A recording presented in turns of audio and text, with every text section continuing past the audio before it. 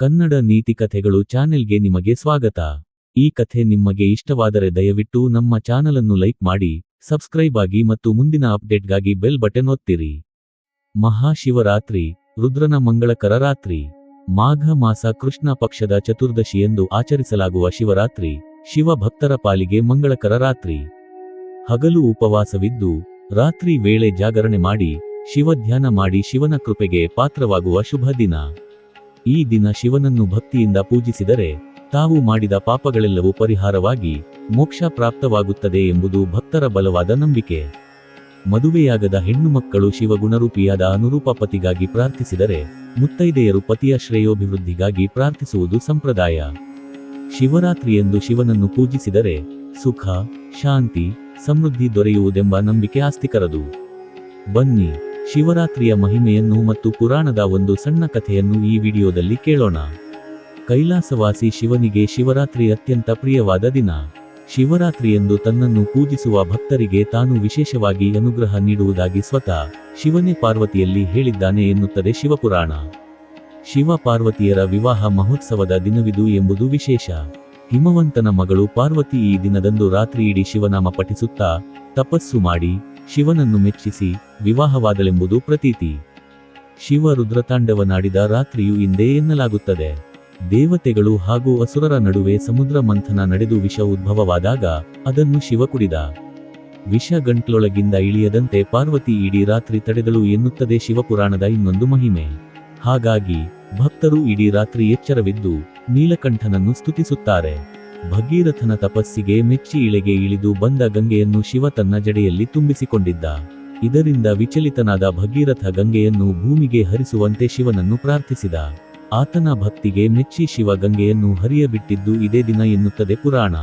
ಲಿಂಗ ಪುರಾಣದ ಪ್ರಕಾರ ಲಿಂಗ ರೂಪಿಯಾಗಿ ಭಕ್ತರಿಗೆ ಅನುಗ್ರಹ ನೀಡಿದ ದಿನವಿದು. ಶಿವನ ಆದಿ ಮತ್ತು ಅಂತ್ಯ ಹುಡುಕಲು ಹೊರಟ ವಿಷ್ಣು ಹಾಗೂ ಬ್ರಹ್ಮನಿಗೆ ಶಿವರಾತ್ರಿಯಂದು ಶಿವಲಿಂಗರೂಪಿಯಾಗಿ ದರ್ಶನ ನೀಡಿದ ಎಂಬುದು ಪ್ರತೀತಿ. ಹಾಗೂ ಇದು ಸ್ಕಂದ ಪುರಾಣದ ಒಂದು ಭಾಗ. ಶಿವಪುರಾಣದಲ್ಲಿ ಶಿವರಾತ್ರಿಯ ಆಚರಣೆ ಬಂದಿರುವ ಬಗ್ಗೆ ಒಂದು ಸಣ್ಣ ಕಥೆ ಇದೆ. ದೇವಲೋಕದಲ್ಲಿ ಒಮ್ಮೆ ಬ್ರಹ್ಮ ಹಾಗೂ ವಿಷ್ಣುವಿನ ನಡುವೆ ಯಾರು ಶ್ರೇಷ್ಠರು ಎಂಬ ವಿಷಯಕ್ಕೆ ವಾಗ್ವಾದಗಳು ನಡೆಯುತ್ತಿದ್ದವು. ಮಹಾದೇವತೆಗಳಿಬ್ಬರನ್ನು ಸಮಾಧಾನ ಮಾಡುವುದು ಅಸಾಧ್ಯ ಎನಿಸಿದಾಗ ದೇವತೆಗಳೆಲ್ಲ ಹೋಗಿ ಪರಶಿವನನ್ನು ಬೇಡಿಕೊಳ್ಳುತ್ತಾರೆ. ವಿಷ್ಣು ಹಾಗೂ ಬ್ರಹ್ಮರ ಜಗಳವನ್ನು ಶಮನ ಮಾಡುವಂತೆ ಕೋರಿಕೊಳ್ಳುತ್ತಾರೆ. ಆಗ ವಿಷ್ಣು ಮತ್ತು ಬ್ರಹ್ಮರ ನಡುವೆ ಶಿವ ಅಗ್ನಿಕಂಭದ ರೂಪದಲ್ಲಿ ಬಂದು ನಿಂತು ತನ್ನ ಮೂಲವನ್ನು ಕಂಡುಹಿಡಿಯಲು ಸೂಚಿಸುತ್ತಾನೆ. ಆಗ ಹಂಸದ ರೂಪ ತಾಳಿದ ಬ್ರಹ್ಮ ಅಗ್ನಿಕಂಭದ ಶಿರವನ್ನು ಹುಡುಕಲು ಮೇಲ್ಮುಖವಾಗಿ ಹೊರಡುತ್ತಾನೆ. ವಿಷ್ಣು ವರಾಹವತಾರ ತಾಳಿ ಕಂಭದ ತಳವನ್ನು ನೋಡುವುದಕ್ಕಾಗಿ ಪಾತಾಳಕ್ಕೆ ಇಳಿಯುತ್ತಾನೆ. ಎಷ್ಟೇ ಮುಂದೆ ಸಾಗಿದರೂ ಬ್ರಹ್ಮ ಹಾಗೂ ವಿಷ್ಣು ಇವರಿಬ್ಬರಿಗೂ ಕಂಭದ ಅಂತ್ಯವೇ ಕಾಣುವುದಿಲ್ಲ.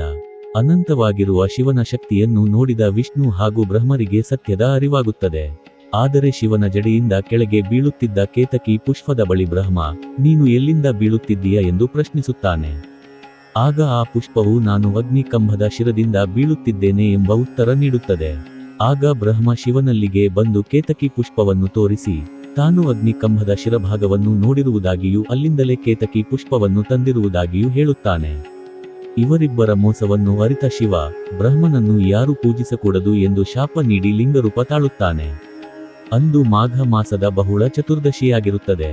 ಹೀಗಾಗಿ ಶಿವಲಿಂಗರೂಪ ತಾಳಿದ ಮಾಘ ಮಾಸದ ಬಹುಳ ಚತುರ್ದಶಿಯೆಂದು ಶಿವರಾತ್ರಿಯನ್ನು ಆಚರಿಸಲಾಗುತ್ತದೆ.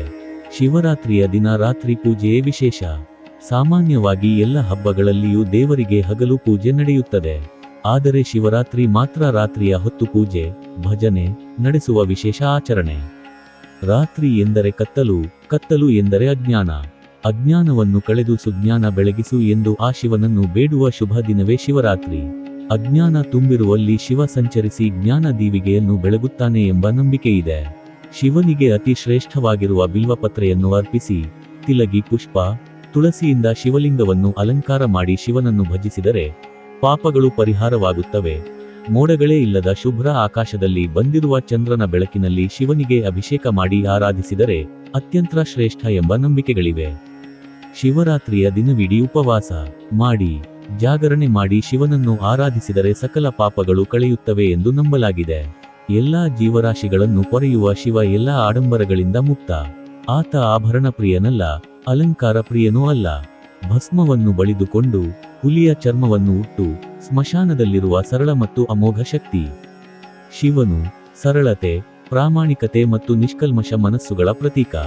ಛಲಬಿಡದ ಸಾಧನೆಯ ದ್ಯೋತಕ. ಧ್ಯಾನಪ್ರಿಯ ಶಿವ ಭಕ್ತರಿಂದ ಬಯಸುವುದು ನಿಷ್ಕಲ್ಮಶ ಮತ್ತು ಪ್ರಾಮಾಣಿಕ ಭಕ್ತಿ ಮಾತ್ರ.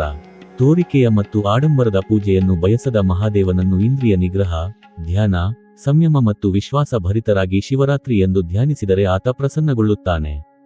ಎಲ್ಲ ಆಡಂಬರಗಳಿಂದ ಮುಕ್ತರಾಗಿ ಸರಳ ಮನಸ್ಸಿನಿಂದ ಪರಶಿವನನ್ನು ನೆನೆದು ಭಜಿಸಿ ಶಿವರಾತ್ರಿಯನ್ನು ಆಚರಿಸೋಣ.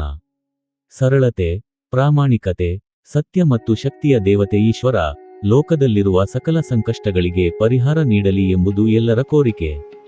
ಮಹಾಶಿವರಾತ್ರಿಯ ದಿನದಂದು ಉಪವಾಸ ಮತ್ತು ಜಾಗರಣೆ ಮಾಡುವುದರ ಮಹತ್ವ ಮತ್ತು ವೈಜ್ಞಾನಿಕವಾಗಿ ಶಿವರಾತ್ರಿಯ ಆಚರಣೆ ವಿವರಗಳನ್ನು ಮುಂದಿನ ಭಾಗದಲ್ಲಿ ನೋಡೋಣ. ಎಲ್ಲರಿಗೂ ಮಹಾಶಿವರಾತ್ರಿ ಹಬ್ಬದ ಹಾರ್ದಿಕ ಶುಭಾಶಯಗಳು. ಕಥೆಯನ್ನು ಪೂರ್ತಿಯಾಗಿ ಕೇಳಿದಕ್ಕಾಗಿ ಧನ್ಯವಾದಗಳು. ಮತ್ತೆ ಸಿಗೋಣ.